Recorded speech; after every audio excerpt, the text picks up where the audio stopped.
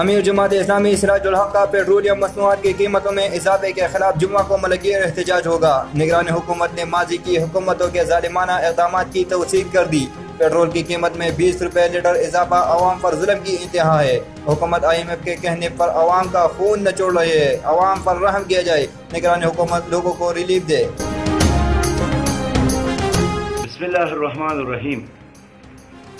14 اگست کو پوری قوم نے جشن آزادی منایا، نگران وزیر اعظم نے حلف اٹھایا، اور 15 اگست کو ابھی کابینہ بنا بھی نہیں ہے، پرانی حکومت چلی گئی ہے، نئی حکومت بنی نہیں ہے کہ ایک ایسا فیصلہ سامنے آیا ہے جس نے پوری قوم کو حیران اور پریشان کر دیا، اور وہ 20 روپیہ فی لیٹر پٹرول کی قیمت میں اضافہ ہے۔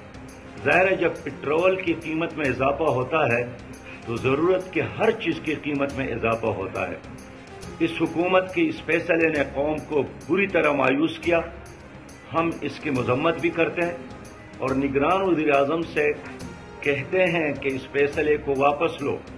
ہمارا تو یہ خیال تھا کہ گزشتہ حکومتوں نے جو ظلم کیا ہے، موجودہ نگران حکومت اس کا ازالہ کرے گی اور قیمتوں میں کمی کرے گی، لیکن لگتا یہی ہے کہ ان حکومتوں نے IMF کے کہنے پر اس قوم کو اور پاکستان کو نچوڑنے کا فیصلہ کیا ہے، جو ہمارے لیے ناقابل قبول ہے۔ میں اپنی قوم سے بھی اپیل کرتا ہوں، ہر شہری سے اپیل کرتا ہوں کہ اس ظالمانہ فیصلوں کے خلاف اٹھ کھڑے ہو۔